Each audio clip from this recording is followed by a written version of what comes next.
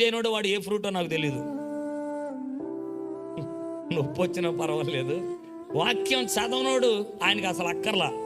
ఎందుకు ఈ మాట చెప్తున్నానంటే ప్రథమ ఫలాలుగా ఉండాలని దేవుడు ఆశపడ్డాడు మన జీవితాల్లో.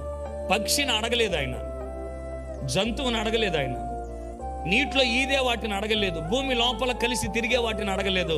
కేవలం నిన్ను నన్ను మాత్రమే అడిగాడు, నువ్వు నాకు ప్రథమ ఫలంగా కావాలి అని. అప్పుడు ఎంత స్థాయి ఇచ్చినట్టు మనకే. దేవుడు ఓ సెలబ్రిటీ కాదు ఆయన, ఒక రాజకీయ నాయకుడైతే కాదు, లేదా మంచి ఫాలోవర్స్ ఉన్నటువంటి వ్యక్తి కూడా కాదు ఆయన.